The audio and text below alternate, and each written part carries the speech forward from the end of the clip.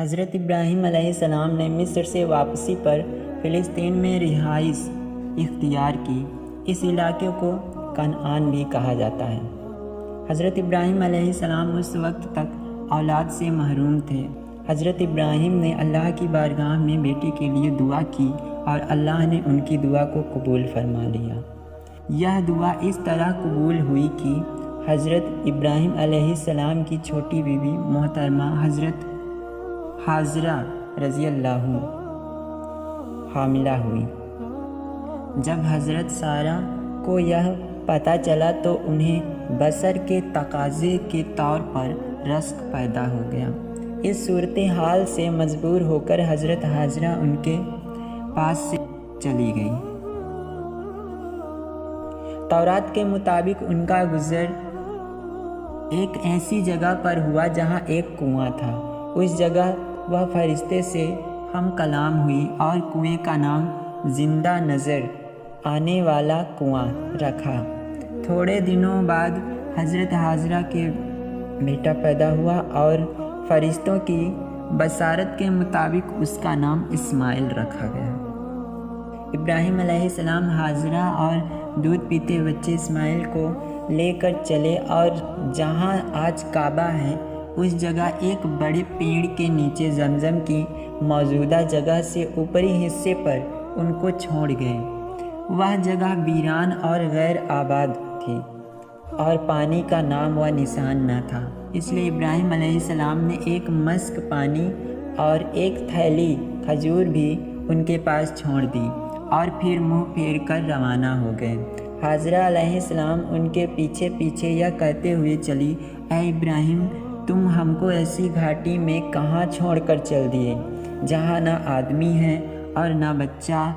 حاجرہ برابر یہ کہتی جاتی تھی مگر ابراہیم علیہ السلام خاموش چلے جا رہے تھے۔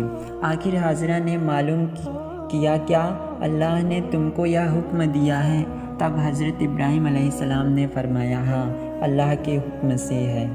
حاجرہ علیہ السلام نے جب یہ سنا تو کہنے لگی، اگر یہ اللہ کا حکم ہے تو بے شک وہ ہم کو ضائع اور برباد نہیں کرے گا، اور پھر واپس لوٹ آئی۔ ابراہیم علیہ السلام چلتے چلتے جب ایک ٹیلے پر ایسی جگہ پہنچے کہ ان کے گھر والے نگاہ سے اوجھل ہو گئے تو اس وادی کی اور رخ کیا اور ہاتھ اٹھا کر یہ دعا مانگی، اے ہم سب کے پروردگار، ایک ایسے میدان میں جہاں کھیتی کا نام و نشان نہیں، میں نے اپنی کچھ اولاد تیرے محترم گھر کے پاس لا کر بسائی ہے کہ وہ نماز قائم کریں، پس تو ایسا کر کہ لوگوں کے دل ان کی طرف مائل ہو جائے اور ان کے لیے زمین کی پیداوار سے رزق و سامان مہیا کر دے تاکہ تیرے شکر گزار ہوں۔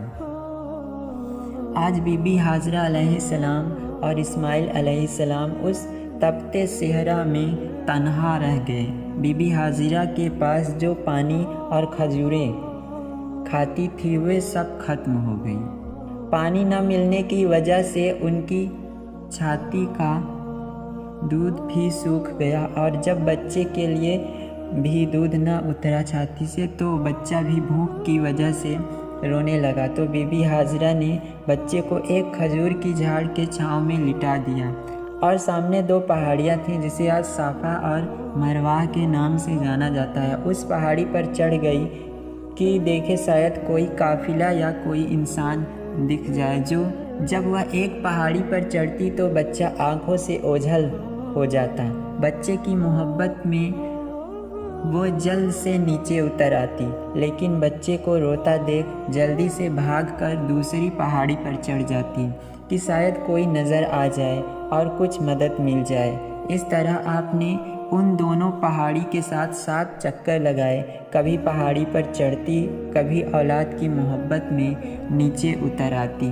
اللہ تعالیٰ کو بی بی حاجرہ کی یہ اپنی اولاد کے لیے مشقت اتنی پسند آئی کہ اللہ تعالیٰ نے ہر مسلمان مرد اور عورت پر جو بھی مکہ شریف میں حج یا عمرہ کے لیے آتا ہے ان کے لیے صفا مروہ کی دونوں پہاڑیوں کے ساتھ 7 چکر لگانا فرض کر دیا۔ جب بی بی حاضرہ ان دونوں پہاڑیوں پر دوڑ کر چڑھتی اور اولاد کی محبت اور بے قراری میں نیچے اتر آتی، ادھر بچہ بھوک سے رو رہا تھا اور اپنی ایڑیاں زمین پر رگڑ رہا تھا۔ اسی وقت رحمت الہی جوش میں آئی اور اسماعیل علیہ السلام جہاں اپنی ایڑیاں رگڑ رہے تھے اس جگہ سے پانی کا چشمہ پھوٹ پڑا۔ جب بی بی حاضرہ نے پانی دیکھا تو دوڑ کر اپنے بچے کے پاس پہنچی اور اس پانی کو جو بہہ رہا تھا روکنے کے لیے اس کو چاروں طرف ریت کی دیوار بنا دی۔ اسی دوران بنی زرہم کا ایک قبیلہ اسی وادی کے قریب آ ٹھہرا۔ دیکھا تو تھوڑے سے فاصلے پر پرندے اڑ رہے ہیں۔ زرہم نے کہا، یہ پانی کی نشانی ہے، یہاں ضرور پانی موجود ہے۔ زرہم نے بھی قیام کی اجازت مانگی۔ حاضرہ نے فرمایا، قیام کر سکتے ہو لیکن پانی میں ملکیت کے حصے دار نہیں ہو سکتے۔ زرہم نے یہ بات خوشی سے منظور کر لی اور وہی مقیم ہو گئے۔ اللہ کے رسول نے فرمایا کہ حاضرہ بھی آپسی انس و محبت اور ساتھ کے لیے یہ چاہتی تھی کہ کوئی آ کر یہاں ٹھہرے، اس لیے انہوں نے خوشی کے ساتھ بنی زرہم کو قیام کی اجازت دے دی۔ زرہم نے آدمی بھیج کر اپنے باقی خاندان والوں کو بھی بلا لیا اور یہاں مکان بنا کر رہنے لگے۔ انہی میں اسماعیل علیہ السلام بھی رہتے اور کھیلتے اور ان سے ان کی زبان سیکھتے۔ جب اسماعیل بڑے ہو گئے تو ان کا طریقہ اور انداز اور ان کی خوبصورتی بنی زرہم کو بہت بھائی اور انہوں نے اپنے خاندان کی لڑکی سے ان کی شادی کر دی۔ حضرت اسماعیل کی بیوی کے بارے میں اس طرح بیان ہوا ہے۔ ابراہیم برابر اپنے بال بچوں کو دیکھنے آتے تھے۔ ایک بار تشریف لائے تو اسماعیل علیہ السلام گھر پر نہ تھے۔ ان کی بیوی سے معلوم ہوا تو انہوں نے جواب دیا کہ روزی کی کھوج میں باہر گئے ہیں۔ ابراہیم علیہ السلام نے معلوم کیا گزر بسر کی کیا حالت ہے۔ وہ کہنے لگی سخت مصیبت اور پریشانی میں ہے اور بڑے دکھ اور تکلیف میں ہے۔ ابراہیم علیہ السلام نے یہ سن کر فرمایا، اسماعیل علیہ السلام سے میرا سلام کہہ دینا اور کہنا کہ اپنے دروازے کی چوکھٹ تبدیل کر دو۔ اسماعیل علیہ السلام واپس آئے، ابراہیم علیہ السلام کے نور نبوت کے اثرات پائے۔ پوچھا کوئی آدمی یہاں آیا تھا؟ بیوی نے سارا قصہ سنایا اور پیغام بھی دیا۔ اسماعیل علیہ السلام نے فرمایا کہ وہ میرے باپ ابراہیم علیہ السلام تھے اور ان کا مشورہ ہے کہ تم کو طلاق دے دوں، اس لیے میں تم کو جدا کرتا ہوں۔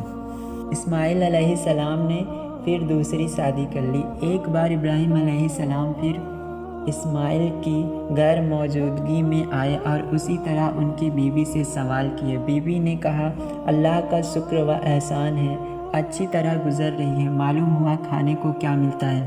اسماعیل علیہ السلام کی بیوی نے جواب دیا گوشت۔ ابراہیم علیہ السلام نے پوچھا پینے کو؟ اس نے جواب دیا پانی۔ حضرت ابراہیم علیہ السلام نے دعا مانگی، اللہ ان کے گوشت اور پانی میں برکت عطا فرمائے، اور چلتے ہوئے یہ پیغام دے گئے کہ اپنے دروازے کی چوکھٹ کو مضبوط رکھنا۔ حضرت اسماعیل علیہ السلام آئے تو ان کی بیوی نے تمام واقعہ دہرایا اور پیغام بھی سنایا۔ اسماعیل علیہ السلام نے فرمایا کہ یہ میرے باپ ابراہیم علیہ السلام تھے اور ان کا پیغام یہ ہے کہ تم میری زندگی بھر جیون ساتھی رہے۔